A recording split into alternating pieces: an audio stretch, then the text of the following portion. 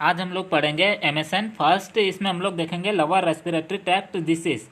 इसमें हम लोग फर्स्ट डिसीज कंडीशन देख रहे हैं प्लूरिसी। आगे देखते हैं डेफिनेशन में प्लूरिसी होता क्या है।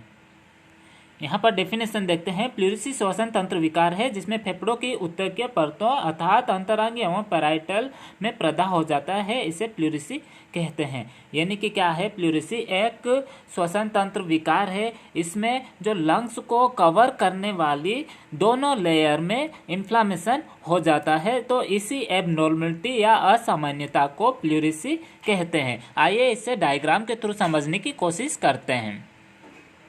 यहाँ पर डायग्राम में आप लोग देख रहे हो कि लंग्स को कवर करने वाली दोनों लेयर, विसरल प्लूरा जो कि एक इनर लेयर है एंड पैराइटल प्लूरा जो कि एक आउटर लेयर है, ये दोनों लेयर्स लंग्स को कवर करके रखती है। इन दोनों लेयर्स में इन्फ्लामेशन होने की कंडीशन को प्लूरिसी कहते हैं।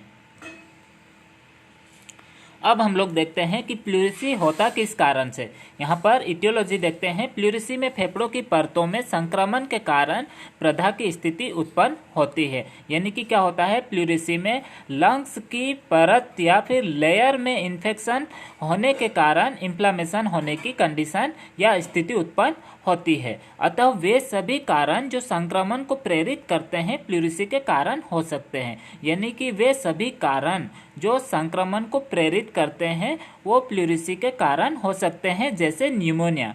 ठीक है, न्यूमोनिया एक बैक्टीरियल डिसीज है। ठीक है, देन नेक्स्ट क्या है, ट्यूबरकुलोसिस। ट्यूबरकुलोसिस भी एक बैक्टीरियल डिसीज है। देन नेक्स्ट क्या है, ड्रॉपलेट इन्फेक्शन डिसीज, यानी कि ऐसी डिसीज जो डायरेक्ट या इनडायरेक्ट कॉन्टैक्ट से उत्पन्न होती है। ठीक है, उसी कारण से भी प्लूरिसी होता है। देन नेक्स्ट क्या है, र्यूमेटिज्म। र्यूमेटिज्म क्या है, एक इन्फ्लामेशन ऑफ जॉइंट्स, वन और मोर लिगामेंट्स, कनेक्टिव टिश्यू, यानी कि यहाँ पर एक या एक से अधिक जोड़ों में इन्फ्लामेशन होने की कंडीशन को र्यूमेटिज्म कहते हैं, और र्यूमेटिज्म भी एक कारण है प्लूरिसी का। ठीक है, देन नेक्स्ट क्या है, systematic lupus erythematous. Systematic lupus erythematous भी आप लोगों को पहले बता चुका हूँ। यह भी एक इन्फ्लामेटरी डिसीज है।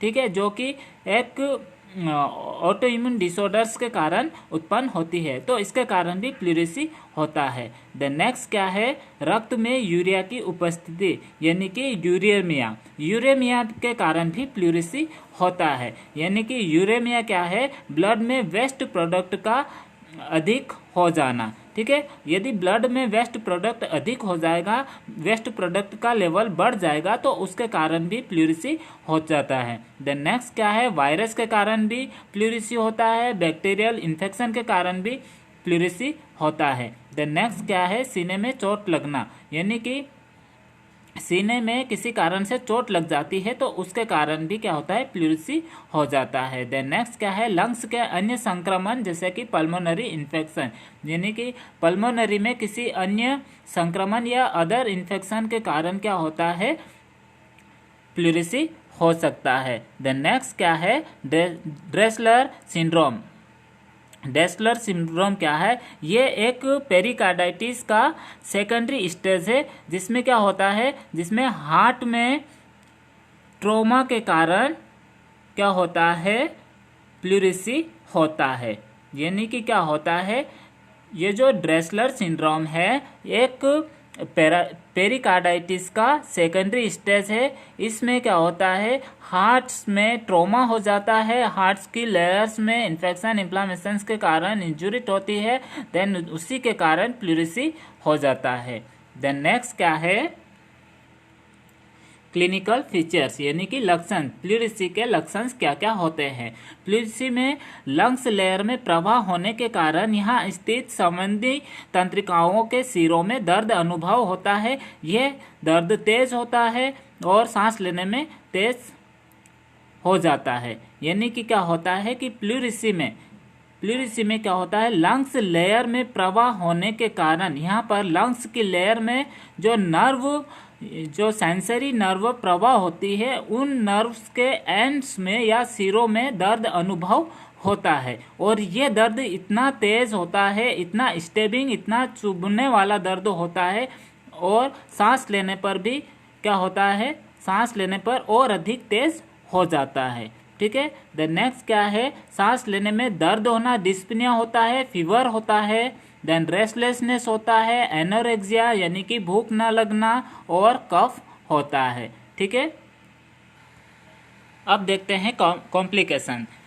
कॉम्प्लिकेशंस क्या होता है कि प्लूरिसी के कारण और भी डिसीज कंडीशन उत्पन्न हो जाती है, जैसे कि फेफड़ों में पानी भरना, प्लूरल इफ्यूजन, यानी क्या होता है कि जो प्लूरल कैविटी होती है, प्लूरल कैविटी में तरल भर जाता है। ये भी किसके कारण होता है, प्लूरिसी के कारण। यानी कि प्लूरिसी में इन्फ्लामेशन हुआ है, इन्फेक्शन इन्फ्लामेशन हुआ है, तो उसके कारण क्या होता है, वहाँ पर पस फॉर्मेशन होगा और वही तरल पदार्थ क्या होगा, वो लंग्स और चेस्ट कैविटी में भर जाएगा, ठीक है। इसी को प्लूरल इफ्यूजन कहते हैं। द नेक्स्ट क्या है, सीने में हवा भरना यानी कि न्यूमोथोरैक्स। यहाँ पर भी क्या होता है, लंग्स और चेस्ट कैविटी में एयर भर जाती है। द नेक्स्ट क्या है, सर्वव्याप्त शारीरिक संक्रमण होना, यानी कि शरीर के हर जगह इन्फेक्शन हो जाता है। नेक्स्ट देखते हैं हम लोग डायग्नोसिस। प्लूरिसी में कौन कौन से निदान या डायग्नोसिस किए जाते हैं, तो निम्न कार्य किए जाते हैं, जैसे हिस्ट्री लेना, physical examination, then presence of clinical features, लक्षणों की जांच की जाती है। देन नेक्स्ट क्या है, सीबीसी किया जाता है यानी कि कंप्लीट ब्लड सेल काउंट किया जाता है। देन नेक्स्ट क्या है, चेस्ट एक्सरे किए जाते हैं। देन नेक्स्ट क्या है, अल्ट्रासोनोग्राफी की जाती है। देन थोरेंसेंटेसिस किया जाता है। थोरेंसेंटेसिस में क्या किया जाता है, एक कैनुला या तो फिर एक होलो नीडल के द्वारा उस फ्लूइड या फिर तरल पदार्थ को बाहर निकाला जाता है। देन नेक्स्ट क्या है, सीटी स्कैन। सीटी स्कैन के द्वारा हम लोग पता करते हैं कि प्लूरिसी में किस प्रकार का इन्फेक्शन हुआ है। देन नेक्स्ट क्या है, ब्लड कल्चर। ब्लड कल्चर के द्वारा हम लोग बैक्टीरिया या वायरस का पता लगाते हैं।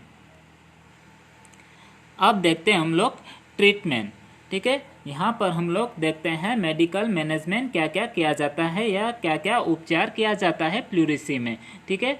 तो इसके प्रबंधन में दो अवयव होते हैं, कारण का उपचार करना और लक्षणों का उपचार करना। यानी कि यहाँ पर इसका उपचार करने के लिए पहले तो पता होना चाहिए कि ये किस कारण से हो रहा है, तो उस कारण का उपचार किया जाता है। देन जो लक्षण दिखाई दे रहे हैं, जो लक्षण प्लूरिसी के कारण हो रहे हैं, उन लक्षणों का उपचार या ट्रीटमेंट किया जाता है। इस प्रकार प्लूरिसी के उपचार में निम्न औषधियों का उपयोग किया जाता है, जैसे एंटीबायोटिक प्रोवाइड की जाती है। एंटीबायोटिक में कौन कौन सा एंटीबायोटिक ड्रग्स दिया जाता है, ऑगमेंटिन ड्रग्स दिया जाता है, ये एक प्रकार का एंटीबायोटिक है। देन सिफापेराजोन दिया जाता है। देन सल्बेक्टम दिया जाता है। यहाँ पर मैं आप लोगों को बता देना चाहता हूँ कि जो सिफापेराजोन है और सल्बेक्टम है, दोनों को कंबाइन में दिया जाता है, ठीक है। देन नेक्स्ट क्या है, सिफोटेक्सिन दिया जाता है। देन पिपेरासिलिन दिया जाता है। देन अमिकासिन दिया जाता है। ये सभी ड्रग्स एंटीबायोटिक ड्रग्स है। देन नेक्स्ट क्या है, रोगी को एनाल्जेसिक भी दिया जाता है, जैसे कि पैरासीटामोल, ट्रामाडोल और मॉर्फिन, ठीक है। देन नेक्स्ट क्या है, रोगी को non steroid anti inflammatory drugs भी प्रोवाइड किया जाता है, जैसे कि आइबुप्रोफेन और एस्प्रिन, ठीक है। देन नेक्स्ट क्या है, प्लूरल इफ्यूजन होने पर प्लूरल टैपिंग भी की जाती है, जिससे प्लूरल कैविटी में जमा संक्रमित तरल पदार्थ को बाहर निकाला जाता है। यानी कि क्या होता है कि प्लूरिसी के कारण कॉम्प्लिकेशंस होता है कि प्लूरल इफ्यूजन हुआ हो, यानी कि फेफड़ों में पानी भर गया हो, लंग्स की कैविटी में पानी भर गया हो, तो उस कंडीशन में प्लूरल टैपिंग भी की जाती है, यानी कि थोरेंसेंटेसिस प्रोसेस भी की जाती है। जो फ्लूइड भरा हुआ है प्लूरल कैविटी में, जो इन्फेक्टेड फ्लूइड भरा हुआ है, उसे बाहर निकाला जाता है किसी कैनुला या फिर एक खोखली नीडल के द्वारा।